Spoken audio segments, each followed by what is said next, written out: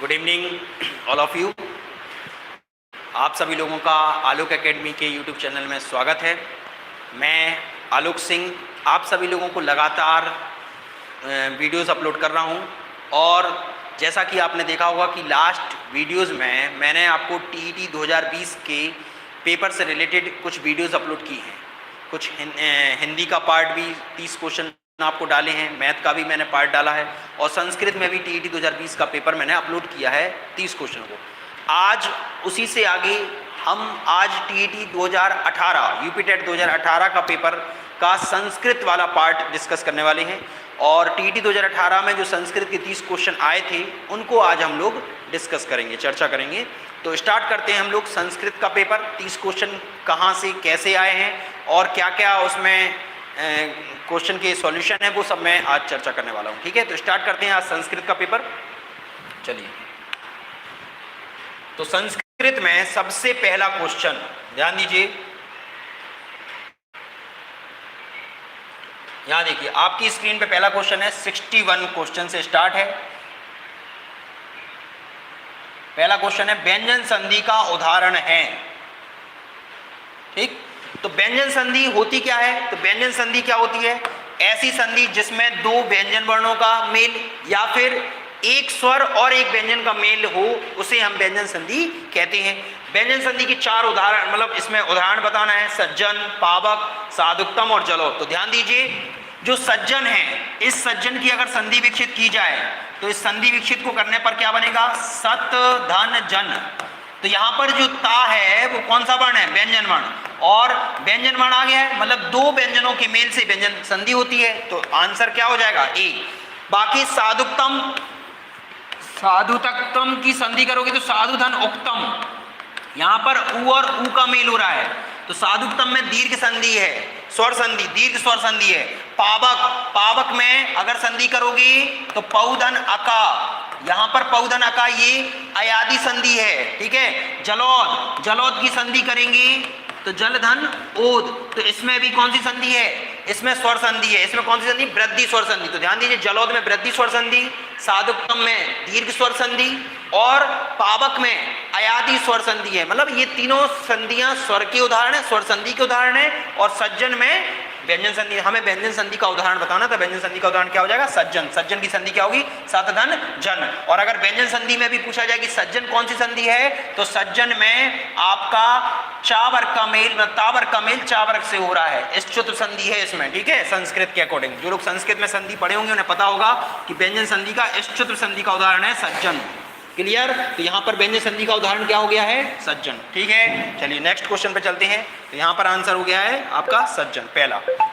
चलिए अगला, अगला क्वेश्चन है उत्तम पुरुष से संबंधित सर्वनाम। उत्तम पुरुष, अब ये उत्तम पुरुष क्या होता है? तो संस्कृत में 3 पुरुष होते हैं। ध्यान दीजिए, 3 पुरुष कौन कौन से मैं यहीं पर डिस्क्राइब कर रहा हूं। तो यहां पर आपने पढ़ा होगा सा तौ ते, सा तौ ते, त्वम, युवाम और युवम, और लास्ट है अहम, आवाम, वयम। ये सर्वनाम है। ठीक है, अब इसको बोलते हैं प्रथम पुरुष। कौन सा पुरुष? प्रथम पुरुष, या फिर अन्य पुरुष बोल सकते हैं इसे। कौन सा पुरुष? अन्य पुरुष। इसके बाद ये होता है मध्यम पुरुष। कौन सा पुरुष? मध्यम। मतलब प्रथम में जब कोई बात कहता है, मध्यम मतलब जो सुनता है, और तीसरा है जी अन्य पुरुष, मतलब सॉरी ये तीसरा है वो है उत्तम पुरुष। मतलब उत्तम पुरुष स्वयं के लिए प्रयुक्त किए जाने वाले सर्वनाम है। अब स्वयं के लिए कौन कौन प्रयुक्त होते हैं? मैं, हम, तो अहम, यहां पर अहम, आवाम और वयम। तो अहम, आवाम, वयम कौन से पुरुष में आ जाएंगे? उत्तम पुरुष में। क्वेश्चन में क्या पूछा गया? उत्तम पुरुष से संबंधित सर्वनाम बताना है। तो मुझे बताइए, वयम, युवाम, तस्मिन और सहा। आंसर क्या होगा? वयम होगा। क्यों? क्योंकि देखिए युवाम जो है वो मध्यम में आएगा और सहा जो है वो प्रथम या अन्य पुरुष में आएगा। यहां पर वयम जो है वो कौन सा पुरुष है? उत्तम पुरुष। वयम माने होता है हम सब, वयम माने हम सब। ठीक है, अहम, आवाम, वयम ये आता है उत्तम पुरुष में। ठीक है, क्वेश्चन समझ में आ गया? तो अहम, आवाम, वयम किस में आएगा? उत्तम पुरुष में। इस क्वेश्चन का आंसर क्या होगा? इस क्वेश्चन का आंसर होगा वयम। ठीक है, चलिए अगला क्वेश्चन 63 क्वेश्चन। धीर धातु, यहां पर धातु, धातु माने होता है क्रिया। ध्यान दीजिए, मैंने आपको लास्ट वीडियोस में अपलोड करके बताया भी था कि भाई ये जो धातु होती है उसको संस्कृत में क्रिया कहते हैं, मेटल नहीं कहते हैं। तो धीर धातु, धीर क्रिया में कितने प्रत्यय, और पहली बात क्रिया में जो प्रत्यय प्रयोग होता है उसको हम कृत प्रत्यय कहते हैं, ये भी आप लोगों को याद करना है। कृत प्रत्यय से बना शब्द कृदंत कहलाता है। क्या कहलाता है? कृदंत। तो ध्यान दीजिए, धीर धातु है, धीर माने होता है धारण करना, धीर माने धारण करना, ठीक है, किसी चीज को धारण करना, तो धारण करना इसका अर्थ है। तो धीर धातु, धीर माने धारण करना, धारण करना, इस धातु में कितने प्रत्यय का प्रयोग करने पर कौन सा बनेगा? ऑप्शन है धीरति, धरती, धरतवा और धति। तो ध्यान दीजिए, कृत धातु में जब कितने प्रत्यय प्रयोग होता है तो कितने प्रत्यय में, ध्यान दीजिए, कितने प्रत्यय में ती शेष रहता है। क्या शेष रहता है? ती। तो यहां पर जो सही आंसर होगा वो क्या होगा? ए, धीरति। और भी शब्द हैं, आप स्मृत धातु में कितने प्रत्यय लगाएंगे, क्या बनेगा? स्मृति, ठीक है। दृश्य धातु में लगाएंगे, क्या बनेगा? दृष्टि। तो स्मृति, दृष्टि, दीप्ति, ये सारे शब्दों में ती शेष रहता है, तो इसमें कौन सा प्रत्यय होता है? कितने प्रत्यय, ठीक है। तो धीर धातु में कितने प्रत्यय के योग से क्या सही होगा? धीरति, बाकी गलत है, ठीक है। तो आंसर धीरति, ठीक है। और धीर माने धारण करना, सारी चीजें पता होनी चाहिए। धीर धातु है और धीर माने धारण करना। अगला क्वेश्चन, चलिए अगला क्वेश्चन है, छंदानुगत शिक्षण प्रणाली होती है व्याकरण की, पद की या गद्य की? तो छंद, ध्यान दीजिए, ये जो छंद है अर्थात रस, छंद और अलंकार, ये रस छंद अलंकार जो है वो किस में पढ़ते हैं? पद्य में। ये पद्य होते हैं, रस छंद अलंकार किस में आते हैं? पद्य में। ध्यान दीजिए, रस छंद अलंकार जो है वो पद में आते हैं। तो मुझे बताइए इसमें आंसर कौन सा सही होगा? छंदानुगत शिक्षण प्रणाली होती है किसकी? पद की। क्लियर? जिससे छंद, रस और छंद अलंकार ये पद को और सुंदर बना देते हैं, पढ़ने में और अच्छा लगता है, जबकि गद्य नीरस होता है, ठीक है। तो यहां पर जो छंद है वो किस में आएगा? पद की शिक्षण प्रणाली, ठीक है। तो इसका आंसर क्या हो जाएगा? पद की। नेक्स्ट क्वेश्चन, शुद्ध वाक्य। अब मुझे शुद्ध वाक्य बताना है। अब यहां पर थोड़ा सा संस्कृत, आपको सेंटेंस सही पहचानना कि क्या सही है, समझिए। सेंटेंस को पहचानने से पहले आपको कुछ चीजें पता होनी चाहिए। क्या? अभी हाल मैंने बताया था कि सर्वनाम सा, तौ, ते, त्वम, युवाम, यूयम और अहम, आवाम, वयम, ये बताया, ये क्या है? आपके सर्वनाम है। ध्यान दीजिए, सा, तौ, ते, त्वम, युवाम, यूयम, अहम, आवाम, वयम। अब इनके साथ अगर क्रिया हमने, मान लीजिए यहां पर क्या दिया है? गच्छति, गच्छसा, गच्छन्ति, गच्छामि, तो गच्छ वाला रूप दिया है। अगर हम पट्टी, पट्टा, पटंती के अनुसार लट लकार के रूप चलाएं तो क्या बनता है? तो ध्यान दीजिए, गच्छति, गच्छता, गच्छन्ति, गच्छति, गच्छता, गच्छन्ति, फिर गच्छसि, गच्छता और गच्छत, गच्छसि, गच्छता और गच्छत, ठीक है। पट्टी, पट्टा, पटंती, पटसी, पट्टा, पठामी, इसी तरीके से पठामी के हिसाब से क्या जाएगा? गच्छामी, तो गच्छामी, पठामी, पठामा, तो गच्छामा, ठीक है, गच्छामा और गच्छावा, इस तरीके से ये बन गया। तो ध्यान दीजिए, यहां पर क्या होता है? सहा के साथ आता है गच्छति, त्वम के साथ आता है गच्छसि और अहम के साथ आता है गच्छामि। ये ऑर्डर से लगाना पड़ता है, सहा के साथ गच्छति, त्वम के साथ गच्छसि और अहम के साथ गच्छामि। अब बस आसानी से पहचान लेंगे। क्या पहचानेंगे? ध्यान दीजिए, अहम, अहम के साथ क्या लिखा? गच्छति। क्या अहम के साथ गच्छति आता है? नहीं, ये सेंटेंस क्या हो गया? गलत। दूसरा, सहा गृहम गच्छसि, तो सा, तौ, ते, इसके साथ क्या गच्छसि आता है? नहीं। त्वम के साथ गच्छसि आता है, सा के साथ क्या आता है? गच्छति। ऑर्डर याद रखिए, सा, तौ, ते, गच्छति, तो गच्छति है क्या? नहीं, ये भी सेंटेंस गलत है। अगला, त्वम गृहम गच्छति, त्वम गृहम गच्छति, त्वम के साथ फिर से गच्छति दे दिया। क्या त्वम के साथ गच्छसि है? गच्छसि है, गच्छति नहीं है। तो यहां पर ये सेंटेंस में क्या हो गया? गलत। अगला, चौथा, त्वम गृहम गच्छसि, तो त्वम के साथ क्या आता है? गच्छसि। याद रखना बस आंसर। बात समझ में आ रही है? तो ये टेबल याद रखिए, कोई भी सेंटेंस है, चाहे संस्कृत आए आपको नहीं आए, लेकिन अगर टेबल याद है तो आप सेंटेंस को सही और गलत पहचान सकते हैं। तो सा, तौ, ते, त्वम, युवाम, यूयम, अहम, आवाम, वयम, इनके साथ बिल्कुल एज इट इज याद रखना है कि सहा के साथ गच्छति, त्वम के साथ गच्छसि और अहम के साथ गच्छामि आता है। इस तरीके से पट्टी, पट्टा, पटंती, पटसी, पट्टा, पटत और पठामी, पठावा, पठामा, ये याद रखिए, इससे सही हो जाता है। ठीक, अगला क्वेश्चन। अगला क्वेश्चन है, बने अपी पद में संधि, बने अपी पद में संधि बतानी है, संधि पहचाननी है। ध्यान दीजिए, कौन सी संधि है बने अपी में? सिंपल सा क्वेश्चन है। आप देख रहे होंगे कि बने अपी में आपको एक ये जो रूप दिख रहा है, आपको मैंने हिंदी में ये आ का पूर्व रूप होता है। किसका रूप होता है? पूर्व रूप, आ का। मतलब इसका जो प्रोनाउंसिएशन है, आपका उच्चारण है, वो आ की तरह होता है। तो ध्यान दीजिए क्या आ गया? पूर्व रूप। तो संधि पूर्व रूप, तो बने अपी की संधि क्या होती है? तो बने अपी की संधि विकसित करेंगे तो बने धन अपी। तो क्या होता है, जब ए और आई की मात्रा आती है, ए और ओ की मात्रा, तो उसमें जब आ आता है तो आ का पूर्व रूप हो जाता है और उसकी जगह पर हम ये अवग्रह लगा देते हैं। तो संधि क्या है? पूर्व रूप। और पूर्व रूप संधि का सूत्र क्या होता है? तो पूर्व रूप संधि का सूत्र होता है एंग पदांता दति। एंग पदांता दति। थोड़ा टफ जरूर लग रहा होगा, लेकिन जो लोग पढ़े हैं उन्हें बहुत सरल लग रहा होगा। पूर्व रूप संधि का सूत्र होता है एंग पदांता दति। पर रूप संधि का एंगी पर रूपम। आयादी संधि का सूत्र एच ओ आई बाय बा और यण संधि का सूत्र एको यणची। और ये हमें बने अपी में संधि बतानी थी। आंसर क्या होगा? पूर्व। अगला क्वेश्चन, नीति मार्ग के ना परिलंघनति। आपको बताना है नीति मार्ग के ना परिलंघनति। पहले तो मैं इसका अर्थ बता देता हूं क्या पूछ रहा है। वो ये पूछ रहा है कि नीति मार्ग का उल्लंघन कौन नहीं करते, मतलब जो सही मार्ग है, सही मार्ग का उल्लंघन कौन नहीं करता है, मतलब सही मार्ग पर कौन चलता है। ठीक है, सही मार्ग पर उल्लंघन कौन नहीं करता है। तो कुलीना, कुलीना माने होता है सज्जन। कुलीना माने सज्जन। तो जो सज्जन लोग हैं वो नीति मार्ग का उल्लंघन नहीं करते हैं। तो नीति मार्ग कै ना परिलंघनति, नीति मार्ग का कौन उल्लंघन नहीं करते हैं। तो उत्तर क्या हो जाएगा? कुलीना। कुलीना माने सज्जन। ठीक है, थोड़ी बहुत संस्कृत आपको अर्थ लगाना आना चाहिए। चलिए अगला क्वेश्चन चलते हैं हम लोग। तो इसका आंसर क्या है? कुलीना। ठीक है, नेक्स्ट क्वेश्चन 67 हो गया है हमारा क्वेश्चन। ठीक है, नेक्स्ट क्वेश्चन है 68। तत्त्रय में संधि बतानी है। बहुत ही सिंपल क्वेश्चन है। तत्त्रय में संधि बतानी है। तत्त्रय में संधि, कौन सी संधि? उदाहरण के तौर पर वृद्धि संधि, दीर्घ संधि, गुण संधि, पूर्व संधि। तो ध्यान दीजिए, तत्त्रय, तत्त्रय का संधि विकसित क्या होगा? तत्र धन एब। यहां पर किस में टूट रहा है? आ और ई में। और क्या बन रहा है? तत्त्रय। और इसमें किसकी मात्रा आ रही है? आई की। तो ध्यान दीजिए, मैंने बताया था लास्ट वीडियोस में, देखना आई का उच्चारण हो रहा है, आ और ई में टूट रहा है। कौन सी संधि?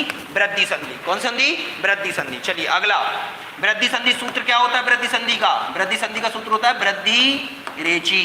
ठीक है, ये भी चीजें याद रखनी है। चलिए अगला क्वेश्चन, संस्कृत में अयोगवा वर्णों की संख्या, हिंदी में अयोगवा वर्णों की संख्या हमने चर्चा की थी। अयोगवा वर्ण संख्या पूछ रहा है, वो टोटल कितने हैं अयोगवा वर्ण? ध्यान दीजिए, संस्कृत में अयोगवा वर्णों की संख्या, हिंदी में अयोगवा वर्णों की संख्या 2 होती है। कौन कौन सी? अनुस्वार और विसर्ग। अनुस्वार बोले तो अंग की बिंदी और विसर्ग बोले तो आहा, ये होते हैं। ठीक है, अंग और आहा। संस्कृत में अयोगवा वर्ण 2 और बढ़ जाते हैं, टोटल संख्या हो जाती है 4। संस्कृत में अयोगवा वर्णों की संख्या 4। कौन कौन से हो जाते हैं? अनुस्वार और विसर्ग तो है, और कौन कौन से हो जाते हैं? तो उपदमानीय, जी मूलीय, उपदमानीय और जी मूलीय, ये भी बढ़ जाते हैं। ठीक है, तो ये किस में चले जाते हैं? आपके संस्कृत में। तो संस्कृत में अयोगवा वर्णों की संख्या कितनी याद रखनी है? 4। टीटी 2018 का क्वेश्चन है। ठीक है, चलिए अगला क्वेश्चन। अगला क्वेश्चन है अनुरूपम। अनुरूपम में समास। अनुरूपम में समास कौन सा है? तो समास पहचानने के लिए आपको समास की पहचान आनी चाहिए कि कौन सा समास क्या होता है। तो ध्यान दीजिए, अनुरूपम, अनुरूपम माने होता है रूप के योग। अनुरूपम माने रूप के योग। और यहां पर ध्यान दे रहे होगे कि ये जो अनु है वो क्या है आपका? उपसर्ग। तो ऐसा समास जिसमें पहले उपसर्ग लगा हो, कौन सा समास होता है? अव्ययभाव समास। द्वंद्व समास क्या होता है? जिसमें योजक चिन्ह का प्रयोग हो। बहुव्रीहि समास क्या होता है? जब किसी बहुव्रीहि समास में किसी विशेष अर्थ का प्रकट, ठीक है, जैसे कि नीलकंठ है ना, भगवान शिव जी को बुलाया था। तत्पुरुष समास जिसमें कारक चिन्हों का प्रयोग होता है। यहाँ पर अनुरूपम में अनु उपसर्ग है, इसलिए समास क्या हो जाएगा? अव्ययभाव समास। ठीक है, चलिए नेक्स्ट क्वेश्चन। कौन सा हर्ष स्वर नहीं होता है? यहां पर देखिए ऑप्शन में थोड़ा, यहां क्वेश्चन थोड़ा सा समझ लिए क्या है। कौन सा हर्ष स्वर नहीं है? हर्ष स्वर पूछा गया। हर्ष स्वर कौन है? हर्ष स्वर में एक मात्रा का समय लगता है। और हर्ष स्वर कोई दूसरा स्वर क्या नाम दिया जाता है? मूल्य स्वर। संस्कृत में मूल्य स्वर कौन कौन है? आ, ई, उ, रिर और लिर। समझिए, यहां पर ऑप्शन में ऊ बड़ा ऊ जरूर दिया है, लेकिन यहां पर ऊ होना चाहिए। ठीक है, ये ऊ कर लेना इस क्वेश्चन में, गलत छपा था पेपर में। ठीक है, ऊ आना चाहिए यहां पर। ठीक, अब समझिए कौन सा हर्ष स्वर नहीं है, मतलब मूल्य स्वर नहीं है। तो ध्यान दीजिए, संस्कृत में कौन कौन से होते हैं? आ, ई, उ, रिर और लिर। हिंदी में लिर नहीं है, लेकिन संस्कृत में लिर है। तो ये मूल्य स्वर हैं। तो यहाँ पर लिर भी है, रिर भी है और ऊ भी है। तो ये तीनों हर्ष स्वर हैं, लेकिन बड़ा ऊ और ओ ये हर्ष स्वर नहीं है। तो इसका आंसर क्या होगा? डी होगा। ये दोनों हर्ष स्वर नहीं है। ठीक है, तो संस्कृत में मूल्य स्वर या हर्ष स्वर की संख्या कितनी है? 5। कौन कौन से? आ, ई, उ, रिर और लिर। चलिए अगला क्वेश्चन। अगला क्वेश्चन है संयुक्ति प्रधाने सूत्र विभक्ति। अब ये विभक्ति का क्वेश्चन आ गया है। क्या का क्वेश्चन आ गया है? विभक्ति। बताइए संयुक्ति प्रधाने किसका सूत्र है? याद आ रहा है? संयुक्ति प्रधाने सह शब्द बताया था, सह शाकम समम और सार्थम। सह शाकम समम और सार्थम, इन सभी का अर्थ होता है साथ में। तो ध्यान दीजिए, करण कारक तृतीया विभक्ति में साथ का अर्थ आता है। जैसे कि रामेण सह सीता गता, राम के साथ सीता गई।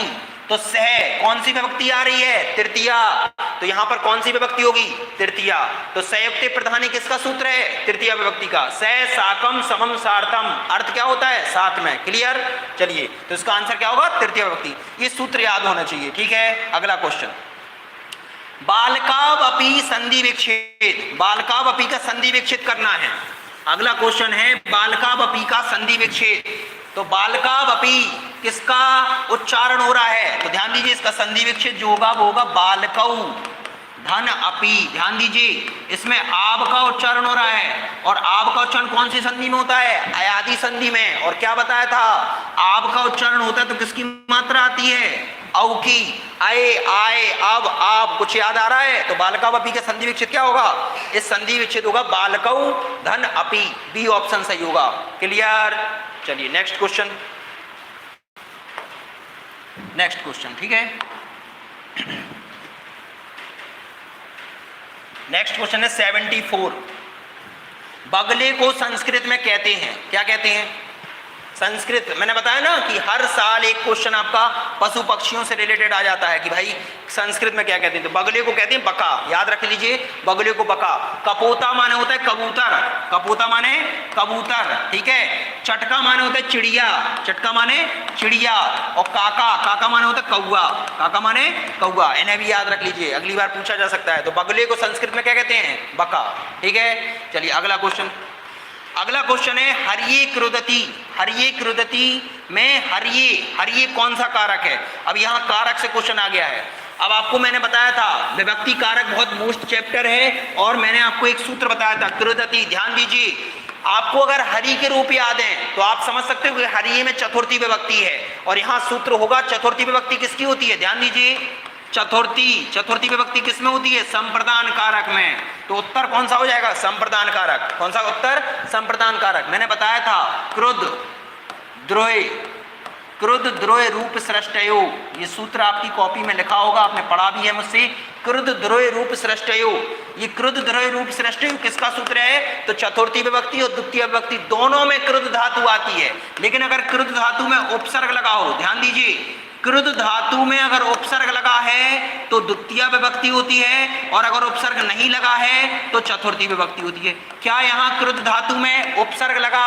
नहीं। अगर यहाँ अभिकृदति होता, कृदति के आगे अगर अभी लगा देता तो उत्तर हो जाता द्वितीय विभक्ति कर्म कारक। लेकिन अगर उपसर्ग नहीं लगा है तो उत्तर चतुर्थी विभक्ति संप्रदान कारक, ठीक है। तो कृत धातु में उपसर्ग लगने पर द्वितीय विभक्ति, और चतुर्थी विभक्ति तब होगी जब उपसर्ग ना दिया हो। क्लियर? चलिए नेक्स्ट क्वेश्चन। तो ये आपका कारक एवं विभक्ति का सूत्र हो गया। अगला, अस्मद शब्द का षष्ठी बहुवचन रूप बताइए। अस्मद शब्द का षष्ठी बहुवचन रूप, ये रूप से क्वेश्चन है, आपको ये तो याद ही करना पड़ेगा, ठीक है। तो अस्मद शब्द का षष्ठी विभक्ति बहुवचन, तो बताइए क्या होगा? अस्मद शब्द का षष्ठी बहुवचन, तो इसमें याद करना पड़ेगा, इसका आंसर है नहा, याद रख लीजिए। और अस्माकम भी होता है, क्या होता है? अस्माकम। अब यहाँ पर अस्माकम ऑप्शन में नहीं दिया है तो आपको नहा याद रखना पड़ेगा, ठीक है। तो अस्मद शब्द का षष्ठी बहुवचन अस्माकम, यहाँ पर नहा होता है। अस्मद माने मैं, ठीक है। चलिए नेक्स्ट, रमा शब्द, रमा शब्द का चतुर्थी एक वचन, रमा शब्द का चतुर्थी एक वचन बताना है। तो रमा शब्द का चतुर्थी एक वचन क्या होगा बताइए? तो रमा शब्द का चतुर्थी एक वचन रमाए, क्या होता है? रमाए। ए ऑप्शन सही होगा, ठीक है। अब रमा के रूप याद रखने पड़ेंगे, ठीक है। तो ये रूप याद रखने से क्वेश्चन आएगा, ठीक है। आंसर रमाए। अगला क्वेश्चन, अगला क्वेश्चन है पितृ शब्द का सप्तमी एक वचन। अब ये रूप से क्वेश्चन आ रहे हैं, ध्यान दीजिए, इनको रूप को याद कर लीजिए। पितृ के, नदी के, है ना, तो ये याद रख लीजिए। तो पितृ शब्द का सप्तमी एक वचन पूछ रहा है। क्वेश्चन नंबर कौन सा है जी? क्वेश्चन नंबर है आपका 78। बताइए पितृ शब्द का सप्तमी एक वचन, 78 क्वेश्चन। इसका आंसर क्या है बताइए? तो सप्तमी एकवचन रूप याद कर लीजिए, पितरी होता है। क्या होता है? पितरी। तो पितृ शब्द का सप्तमी एकवचन पितरी, ठीक है।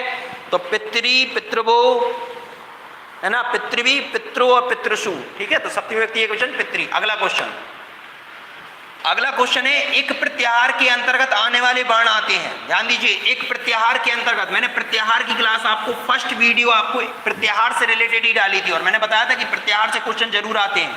ध्यान दीजिए, इसका आंसर क्या होगा? तो एक प्रत्याहार के अंतर्गत आने वाले वर्ण, तो मैंने आपको प्रत्याहार बताए थे आ, ई, ऊ, रा, रिर, लिर और का। ये दो सूत्र, मतलब स्टार्टिंग के दो ही अगर ले लीजिए तो अक। तो यहाँ पर एक बता रहा है, वो पूछ रहा है एक प्रत्याहार। तो बताइए, मैंने क्या बताया था? हलंत लखे हुए वर्ण नहीं लेना है, हलंत लगे हुए वर्ण नहीं लेना है। कहाँ से स्टार्ट करना है? ई से। तो ई, ऊ, रिर और लिर, बताइए कहाँ पर है ये? ए ऑप्शन में, ई, ऊ, रिर, लिर। तो एक प्रत्याहार के अंतर्गत कौन कौन से वर्ण आएंगे? तो ये चारों आएंगे, ई, ऊ, रिर और लिर। क्लियर? तो आपको प्रत्याहार याद होना चाहिए। अगला क्वेश्चन, अगला क्वेश्चन भी प्रत्याहार से रिलेटेड है। माहेश्वर सूत्रों की संख्या बताओ। तो बताओ, माहेश्वर सूत्र को ही क्या कहते हैं? प्रत्याहार सूत्र। भगवान शिव जी ने इसे सर्वप्रथम प्रयोग किया था, इसलिए इन्हें माहेश्वर सूत्र का नाम भी दिया गया। माहेश्वर सूत्रों की संख्या कितनी होती है? 14। Answer B. क्लियर? तो देखिए, दोनों क्वेश्चन प्रत्याहार से आ गए, ठीक है। नेक्स्ट क्वेश्चन पे चलते हैं। अगला क्वेश्चन 81 क्वेश्चन।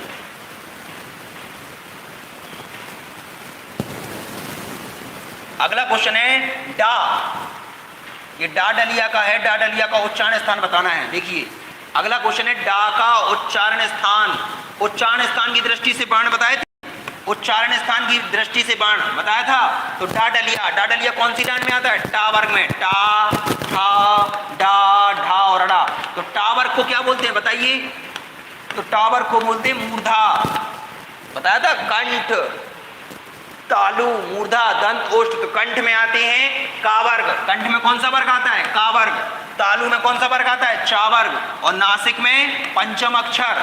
और मूर्धा में, तो आंसर मूर्धा हो जाएगा, क्योंकि मूर्धा में आता है टा वर्ग, ठीक है। तो ये डाडलिया है और डाडलिया किसमें आता है? मूर्धा में। तो मूर्धा जो है वो टा वर्ग में आएगा। क्लियर? तो ये टा वर्ग का डाडलिया है और डाडलिया किसमें आएगा? मूर्धा में। अगला क्वेश्चन, अगला क्वेश्चन है चौर भयम। चौर भयम पद में प्रयुक्त तत्पुरुष समास। तो उन्होंने ये तो बता दिया कि तत्पुरुष समास है, लेकिन कौन सा तत्पुरुष है?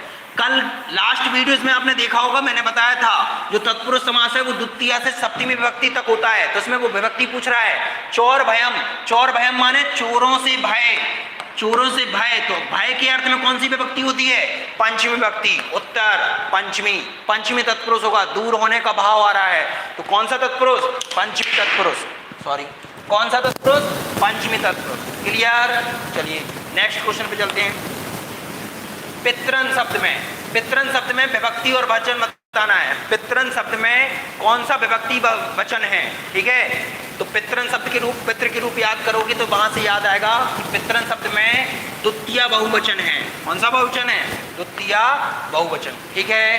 तो ये रूप याद रखना है, इसमें कोई एक्सप्लेनेशन तो है नहीं है। तो पितृ के रूप याद रख लीजिए, नदी के रूप याद रख लीजिए, रमा की, ठीक है। तो यहाँ से क्वेश्चन जरूर आता है, द्वितीय बहुवचन। अगला क्वेश्चन, अगला क्वेश्चन है नद्धा। देखिए ये विभक्ति वचन के क्वेश्चन है। नद्धा शब्द में आपको नद्धा शब्द बताना है। ये क्वेश्चन नंबर 84 का आंसर क्या होगा? तो नद्धा में प्रथमा बहुवचन है। नद्धा कौन सा है? प्रथमा बहुवचन। नद्धा में कौन सा है? प्रथमा बहुवचन, ठीक है। चलिए अगला क्वेश्चन, तो ये तो याद करना है, आपको याद ही रखना पड़ेगा। अगला 85, ये षडनवति पूछा गया। षडनवति में कौन सी हिंदी संख्या का बोध है? तो ध्यान दीजिए, षडनवति, षडनवति को अगर विच्छेद किया जाए तो षडनवति, तो 6 और 90 कितना हो गया? 96। उत्तर 96। तो षडनवति को हिंदी में क्या कहते हैं? 96। ये गिनती से क्वेश्चन आ गया, ठीक है। तो षडनवति को हिंदी में क्या कहते हैं? 96। अगला क्वेश्चन, भवत। भवत कौन सा लकार है, कौन सा पुरुष है और कौन सा वचन है? तो बताइए कौन सा है? तो यहाँ पर पहला ऑप्शन है लोट लकार बहुवचन, ठीक है। और अगला है आपका क्वेश्चन 86 का आंसर लट लकार प्रथम एक वचन, लोट लकार प्रथम एक वचन और लोट मध्यम बहुवचन। कौन सा होगा? लोट लकार मध्यम पुरुष बहुवचन। ये याद रखना पड़ेगा, ठीक है। तो इसका आंसर क्या हो जाएगा? D answer. लोट लकार प्रथम पुरुष बहुवचन, ठीक है। तो भवत का रूप क्या होगा, लोट लकार मध्यम पुरुष बहुवचन, ठीक है। तो ये तो याद रख लेना। अगला क्वेश्चन, सर्वनाम शब्द नहीं है, कौन सा सर्वनाम शब्द नहीं है, अपि, युवम, तौ और तस्मै, इसमें सर्वनाम शब्द, सर्वनाम क्या होते हैं, तो संज्ञा के स्थान पर प्रयुक्त होने वाले शब्द क्या कहलाते हैं, सर्वनाम। अपि, अपि माने होता है भी, ये अव्यय शब्द है, ठीक है। युवम, तो यहाँ पर जो सर्वनाम शब्द नहीं है वो पूछा गया, तो युवम, तस्मै और तौ ये हैं आपके सर्वनाम शब्द, और अपि आपका सर्वनाम शब्द नहीं है। यहाँ पर नहीं बताना था, तो उत्तर कौन सा हो जाएगा, अपि। क्वेश्चन नंबर 87 का आंसर क्या होगा, ए, ठीक है। 88 अगला क्वेश्चन, 3 क्वेश्चन और बचे हैं, देख लीजिए जल्दी से। अगला क्वेश्चन है स्वस्ति, सूत्र याद होगा तो आपको तुरंत याद आएगा स्वस्ति, ध्यान दीजिए। स्वस्ति पद में प्रयोग की जाने वाली विभक्ति बताइए, तो स्वस्ति में कौन सी विभक्ति है, याद आ रहा है स्वस्ति से कुछ, स्वस्ति, स्वस्ति में कौन सी विभक्ति है, आपको एक सूत्र याद आ रहा होगा, अगर याद होगा, नमा स्वस्ति स्वाहा, ध्यान दीजिए, नमा स्वस्ति स्वाहा सुधा अलम बसट, नमा स्वस्ति स्वाहा सुधा अलम बसट। उन्हें अजीब लग रहा होगा जिन्होंने कभी पढ़ी ही नहीं होगी संस्कृत, लेकिन स्वस्ति पद में नमा स्वस्ति स्वाहा सुधा अलम बसट, इसमें चतुर्थी विभक्ति होती है, कौन सी विभक्ति, चतुर्थी विभक्ति। ओम श्री गणेशाय नमः, ओम श्री सूर्याय नमः, भगवान के लिए नमस्कार, दादाजी के लिए नमस्कार, नमन करने के लिए आप क्या करते हैं, झुकते हैं, इसमें कौन सी विभक्ति होगी, चतुर्थी। तो नमा स्वस्ति स्वाहा में कौन सी विभक्ति, चतुर्थी। अगला क्वेश्चन है, अगले क्वेश्चन पे चलते हैं हम लोग। कादम्बरी, कादम्बरी ग्रंथ के रचनाकार, अगला क्वेश्चन, कादम्बरी ग्रंथ के रचनाकार आपको बताना है, बताइए कादम्बरी ग्रंथ के रचनाकार। अब ये रचना से क्वेश्चन रिलेटेड आ गया है, तो कादम्बरी ग्रंथ के रचनाकार कौन है, तो कादम्बरी ग्रंथ के रचनाकार हैं बाणभट्ट, ध्यान दीजिए, कादम्बरी के रचनाकार कौन है, बाणभट्ट, कादम्बरी के रचनाकार कौन है, बाणभट्ट, तो इसे याद रख लेना, ठीक है। अगला क्वेश्चन है, महाकवि, महाकवि कालिदास द्वारा विचरित नाटक, तो इसका आंसर बताइए। तो ये याद रखना है, इसका मालविकाग्नि मित्रम है, ठीक है। तो ये रचनाएं याद कर लीजिए और रूप याद कर लीजिए, बाकी ग्रामर का पोर्शन तो आप लोग पढ़ ही चुके हैं, ठीक। तो आज आप लोगों ने देखा कि मैंने 61 से लेकर 90 तक के क्वेश्चन सॉल्व कराए, इसमें जो भी डाउट हो आप कमेंट बॉक्स पे लिख कर भेज सकते हैं, ठीक है। Thank you.